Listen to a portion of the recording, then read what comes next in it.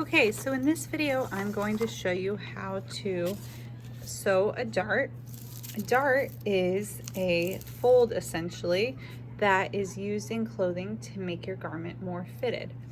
So the first step we need to do is transfer the dart line onto our fabric. So for this sample, I have my pattern piece in my fabric, and I need to use what is called tracing paper. It comes in different colors. This is tracing paper, and a tracing wheel to transfer this marking. So you'll take out any pins that are in your way. You do this before you take your pattern piece off. And I want to place the colored side of the tracing paper so that it will mark on the paper. So the paper is facing downward against the fabric. And then you can put your pin back if you want to make sure it doesn't move on you, so that it stays put. Okay, and then the next thing I'm going to do is use my tracing wheel, and I'm going to press along the dart dotted line. And you can always go back and forth. You just want to try to really stay straight.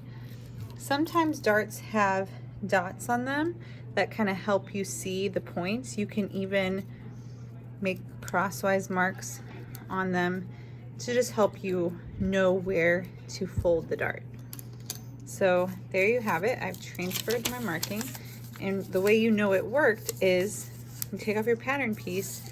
You should see, it's kind of hard to see from a distance, you have transferred that marking.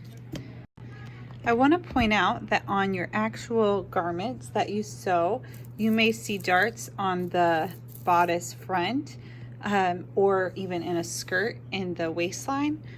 And you want to note that if the pattern piece is cut on the fold, as this one is, that you're going to need to first transfer your dart on one side of the fabric and then flip the pattern piece over to the other side to transfer on this side.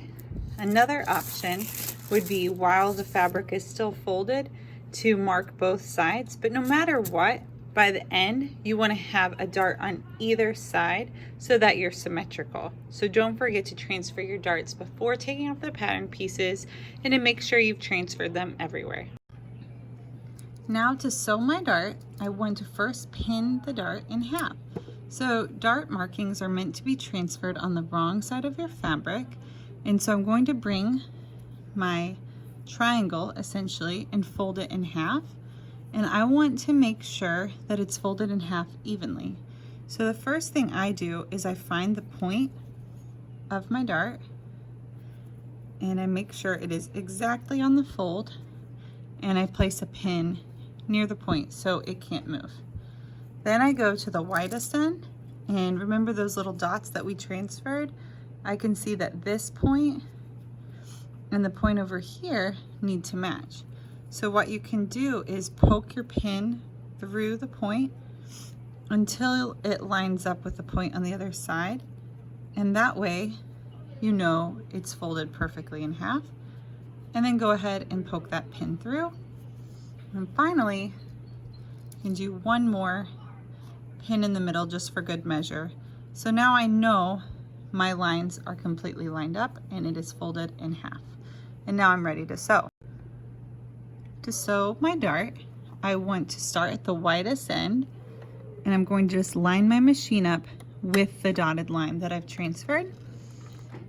I'm going to use a standard stitch, 2.5 length, 0 width, and I'm going to start by back stitching to the end, and then I'm going to just follow the line to the point. Now when I get to the point, I'm going to just run off the edge. I'm not going to back stitch.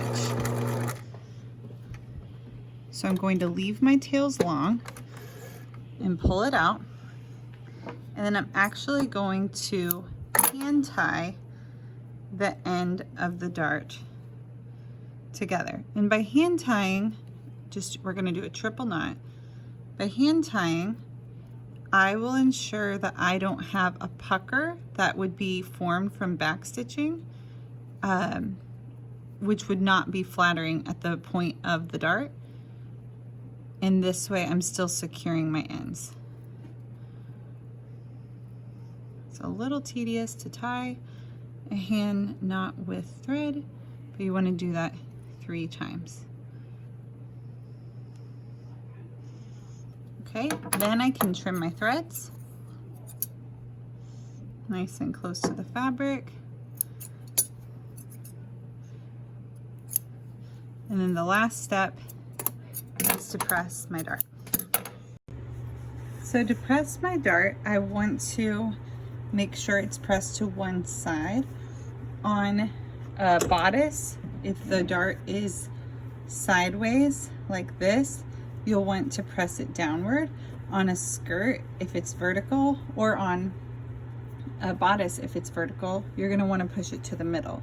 So I'm using what's called a pressing hand because it helps me with curves, and since darts are usually on curves, it's helpful so that my fabric lays nice.